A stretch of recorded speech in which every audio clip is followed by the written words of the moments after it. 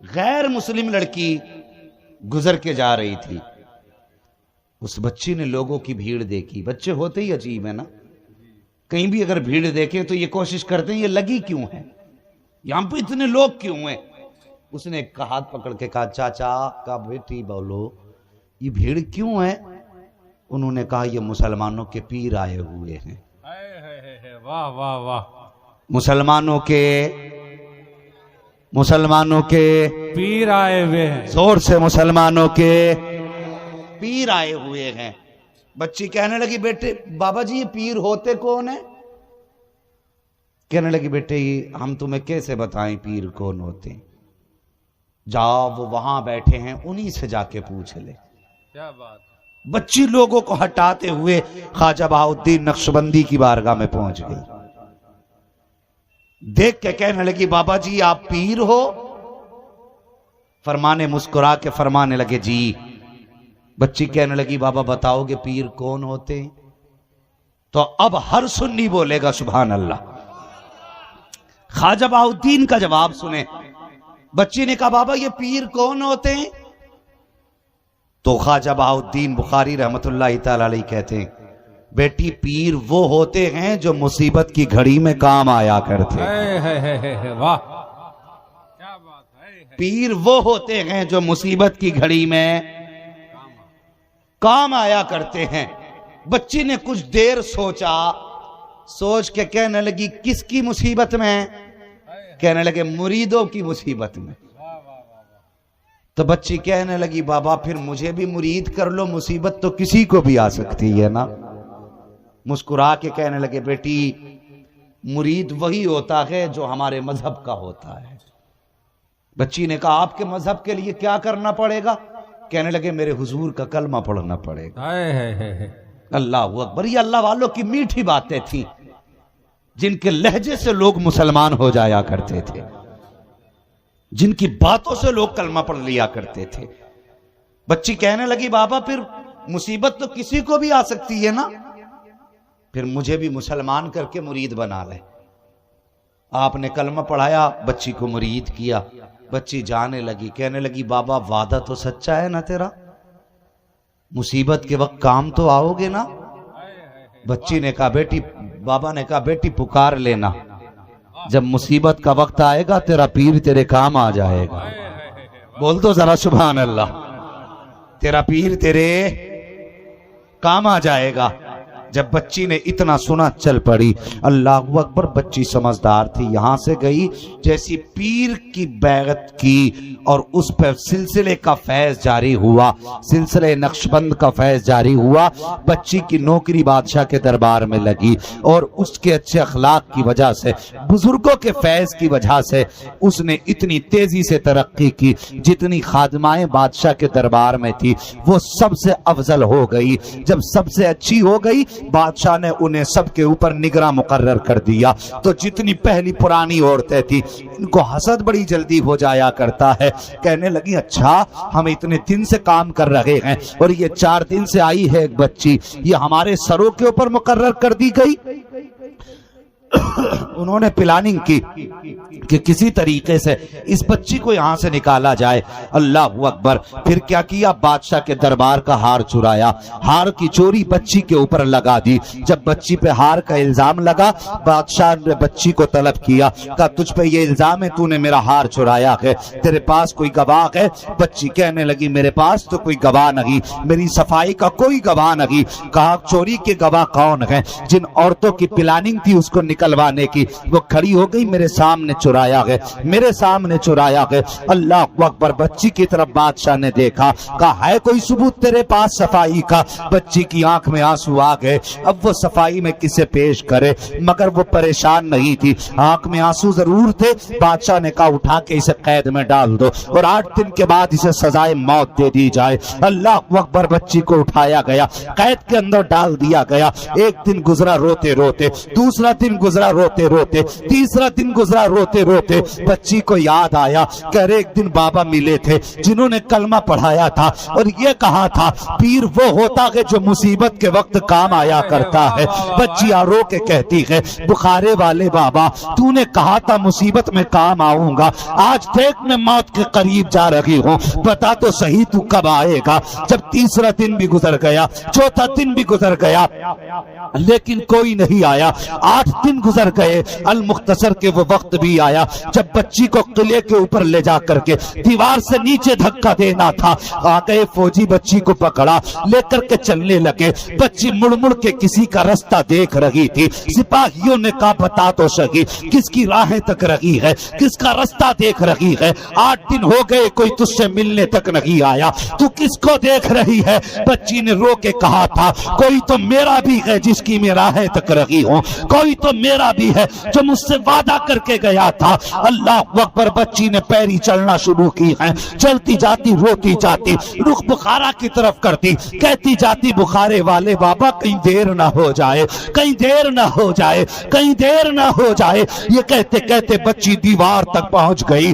جب دیوار تک بچی پہنچی ہے، ان فوجیوں نے کہا تھا، سپاہیوں نے کہا تھا بچی اب تو موت کے قریب ہے، بادشاہ کا فرمان یہ ہے کہ موت کے وقت آخری خواہش پوچھی جائے۔ بچی سے کہا بتا تو سکی تیری کوئی آخری خواہش ہو تو بچا۔ بچی نے کہا ہاں میری ایک خواہش ہے۔ کہا کون سی خواہش؟ کہا یہ جو ہاتھ باندھے ہیں کھول دیے جائیں۔ کہا کیا کرے گی؟ کہا کسی کو ہاتھ اٹھا کے الوداع کہنا ہے۔ جب اتنی بات بچی نے کہی ہے، سپاہیوں نے بادشاہ کی اجازت طلب کی۔ بادشاہ کی اجازت کے بعد بچی کے ہاتھ کھولے گئے ہیں اور اس کے بعد بچی نے دیوار پہ کھڑے کھڑے رخ کیا کہ بخارا کی جانب اور آواز دے کے کہتی ہے بخارے والے بابا تجھے اپنا وعدہ یاد ہے کہ نہیں؟ لیکن مجھے اپنا وعدہ یاد ہے، تو نے کہا تھا پیر وہ ہوتا ہے جو مصیبت کے وقت کام آتا ہے۔ میں نے تیری زبان کی خاطر کلمہ پڑھا تھا، میں نے تیرے وعدے کی خاطر تیرے دامن کو تھاما تھا، بتا تو صحیح تیرا وعدہ سچا رہا یا میرا وعدہ سچا رہا؟ اس کے بعد بچی نے کہا تھا تیری ریت تو جانے، میری ریت تو یہ کہ میں وعدہ نبھا کے جا رہی ہوں۔ ہاتھ اٹھا کے کہا خدا حافظ۔ پھر اس کے بعد بچی کے ہاتھ باندھے گئے اور جب بچی کو دھکا دیا گیا، بچی کی زبان سے چیخ نکلی آ بخارے والے بابا اب کب آئے گا؟ اتنا کہنا تھا، بچی کی آنکھ دہشت سے بند ہوئی، اس نے زمین اوپر سے نیچے کا سفر طے کیا۔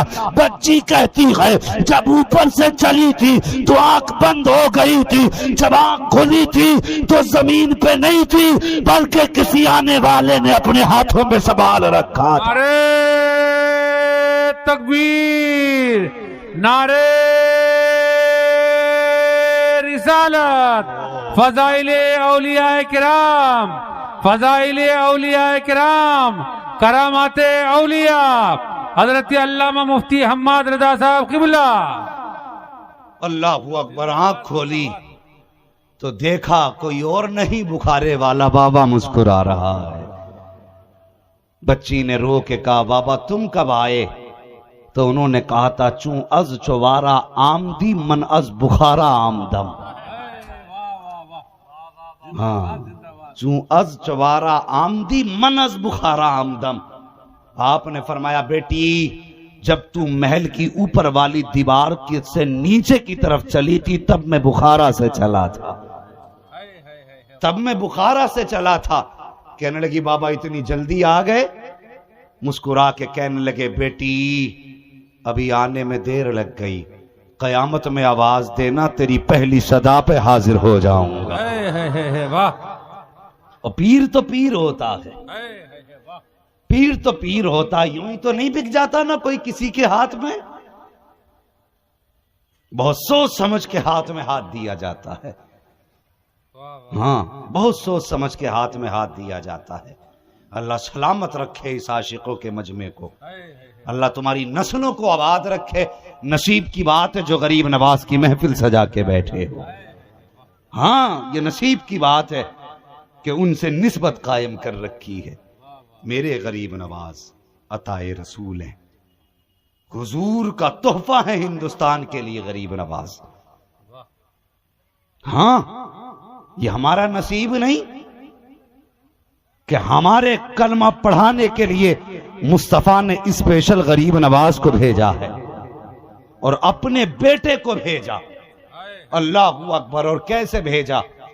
خواجہ غریب نواز، خواجہ عثمان ہارونی یا ہرونی، جو بھی آپ کہہ لیں، آپ کے ساتھ اپنے پیر و مرشد کے ساتھ ایک بار مکہ شریف گئے، کعبے کا طواف کیا.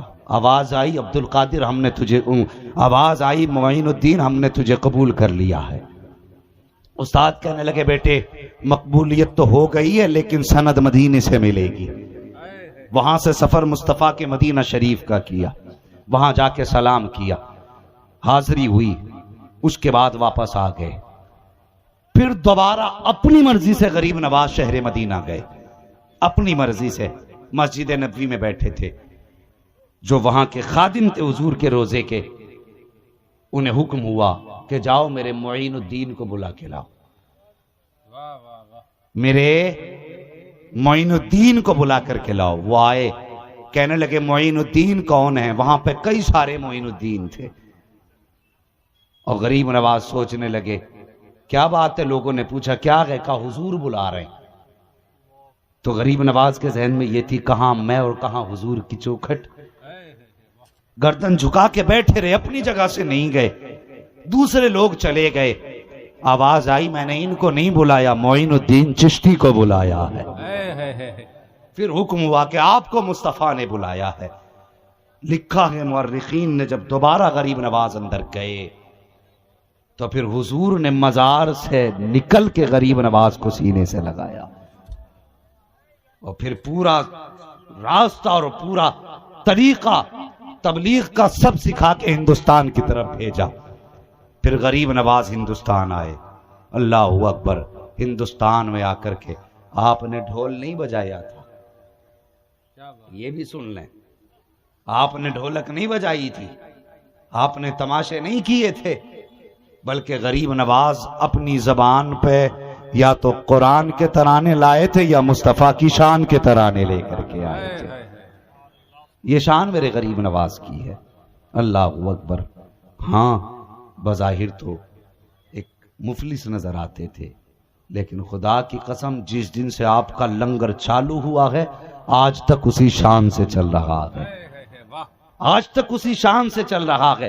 اور شان یہ ہے لنگر کی، پہلے بھی جب کبھی کچھ ختم ہو جاتا مرید آ کے کہتے، حضرت خادم آ کے کہتے آج لنگر میں کھانے نہیں ہیں، مسلح کا کونا اٹھاتے، فرماتے ہیں جتنا بھرنا ہے بھر کے لے جا، معین الدین کا دریا بہ رہا ہے.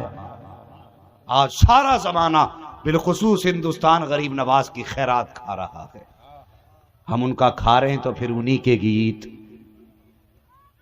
گیت گا رہے ہیں. غریب نواز بھارت میں تشریف لائے. اور ایک بات اور بتا دوں، اکثر یہ جو عہدے داران ہوتے ہیں نا، ودھایک نیتا، ان کی اللہ والوں سے بنتی کیوں نہیں ہے؟ اس لیے نہیں بنتی علامہ سردار احمد صاحب کہ وہ بہت کوشش کر کے لوگوں کے دل نہیں جیت پاتے، وہ بہت کوشش کر کے لوگوں کے دل نہیں جیت پاتے، اور اللہ والے ٹوٹی چٹائی پہ بیٹھ کر کے لوگوں کے دلوں میں جگہ بنا لیتے ہیں. واہ واہ واہ. ہاں امام زین العابدین امام سجاد، میرے حسین کا شہزادہ، کربلا کی بچی ہوئی امانت. جب آپ کربلا سے واپس آ گئے، آپ نے دنیا چھوڑ کر کے تنہائی میں سکونت اختیار کر لی. جنگلوں میں بیٹھ کے یاد الہی میں مصروف رہتے تھے، جنگلوں میں بیٹھ کر کے. ہاں سلیمان بن عبد الملک کا دور تھا، جنگلوں میں بیٹھے تھے، لیکن اسے ٹینشن یہ تھی میں بادشاہ ہوں، لیکن لوگ عزت زین العابدین کی کرتے ہیں. اس نے کہا کیوں نہ انہیں اپنی حکومت میں شامل کر لوں، جو لوگ ان کے ہیں وہ بھی میرے ہو جائیں گے، جو میرے وہ تو ہیں ہی میرے. اس نے خبر بھیجی، کہا جاؤ زین العابدین سے کہو ہم نے بلایا ہے. جب خبر لے کے قاصد گیا کہ تمہیں اس نے بلایا بادشاہ نے، تو آپ نے کہا جاؤ اس سے کہہ دو ہم نے دنیا چھوڑ دی ہے، ہمیں اپنے رب کی عبادت میں رہنے دے. انکار کر دیا. اسے غصہ آ گیا، اس نے فوجی بھیجے اور کہا کہ تم نہیں جانتے ہو؟ تم نے اپنے باپ کا سلوک نہیں دیکھا کہ پہلے تمہیں قیدی بنایا تھا یزید کے سپاہیوں نے؟ اگر اب بھی نہیں مانگو گے تو میرے سپاہی قیدی بنائیں گے۔ فرمانے لگے جو تجھے کرنا ہے کر لے، ہمیں تیری دنیا سے کوئی لینا دینا نہیں۔ آپ کو پھر قید کیا گیا، ہاتھوں میں ہتھکڑی ڈال کر کے پھر بادشاہ کے دربار میں پیش کیا گیا۔ بادشاہ کہنے لگا دیکھ لی اپنی اوقات؟ سنے اس کے جملے، کہا تم نے دیکھ لی اپنی اوقات؟ میں نے کہا تھا میں تمہیں قید کر کے اٹھوا لوں گا۔ فرمانے لگے جا ہمارے منہ نہ لگ۔ بڑی سادگی سے فرمایا ہمارے منہ نہ لگ، تو ہمیں جانتا نہیں ہے۔ اس نے کہا کیا کر لو گے؟ کیا کر لو گے؟ جیسی اتنا کہا نا کیا کر لو گے، امام زین العابدین کو جلال آ گیا۔ آپ نے یوں ہتھکڑیوں کی طرف دیکھا، وہ ٹوٹ کے پانی کی طرح زمین پہ بہنے لگ گئی۔ کانپ گیا بادشاہ، کہنے لگا یہ کیا ہے؟ فرمانے لگے سن، جب نیزے پہ سر چڑھے تھے تب بھی ہم اختیار میں تھے، آج جو قیدی بنے ہیں تب بھی اختیار میں ہے۔ فرق یہ ہے جو بھی کرتے ہیں اپنی مرضی سے نہیں، پیدا کرنے والے خدا کی مرضی سے کیا کرتے ہیں۔ واہ واہ واہ